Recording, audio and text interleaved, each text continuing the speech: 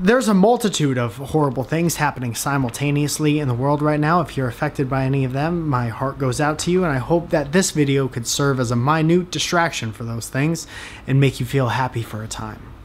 Did I turn the microphone on?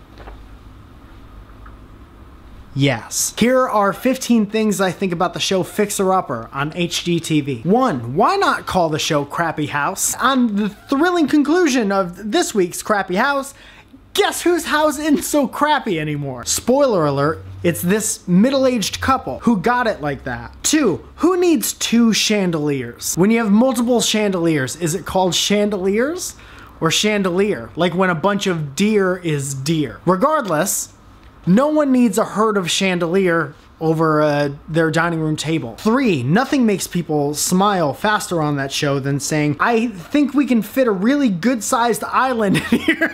4. Older white folks love a good houseplant in an antique box. Something about the way that ficus looks, popping out over the top of that. Used to be milk. Put some dirt. You have an old box, put some dirt in it and fill it with life. Number 5, every time they start drawing the plans, Take On Me by Aha starts playing in my head. I get really excited, it's a positive thing. Number 6, they come up with a nickname for every house that they look at, and it's really cute. Examples include the Birdhouse or the House of Symmetry. It made me want to come up with a nickname for our apartment, but before I could, I got sad about not having a house. Number 7, if your bathroom has stairs in it, you've made it. Number 8, I like when they force the drive home conversation between the couple in search of the crappy house, because it's always the same. It's right before they cut to commercial, they're like, well, we're gonna have to talk about it.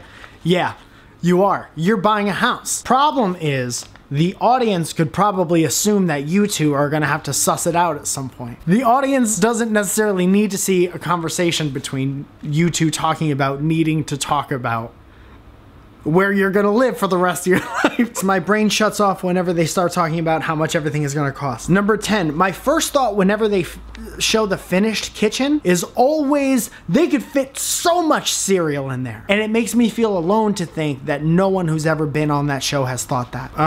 Number 11, this is too specific, but when you tell someone that they could have an extra sink, they have the same reaction as when their best friend tells them that they're having a kid. Look at their eyes. You know, I think you guys are gonna be able to fit a sink in here, actually. Oh my God. 12, and we're at a commercial break. Bob Vila is in a commercial. Bob Vila is still alive. That's fucking awesome. Number 13, and we're back. Somebody always has paint on their pants. Number 14, Chip looks like if AJ Styles had sex with Daniel Quaid. That's not an insult to anyone. And number 15, who pays for the giant rollaway billboard of the original crappy house? Because if that's me and then I look at the receipt afterwards and I see one big giant billboard for rollaway shittier version of your new house, I'm gonna be pissed off. And there's no amount of surprise sinks that would make that go away. Thank you all so much for watching. Come see me do stand-up comedy if you'd like. I just put out a mockumentary with my friend Isaac about how I'll be streaming NBA 2K18 on Twitch as soon as recently. Here's a sneak peek of that, and then you can go watch that if you want. I hope you have a great day. You ever think that you spend so much time on 2K now because you never had that athletic ability to succeed basketball-wise in the real world? Why would I think that?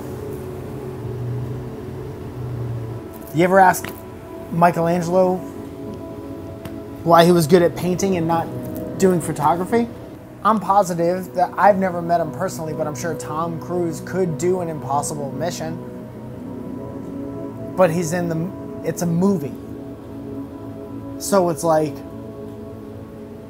what matters more? You know what, I don't want to, I think this is done.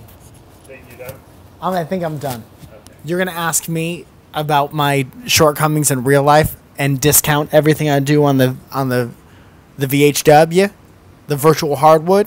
Yeah, I think we're all set here.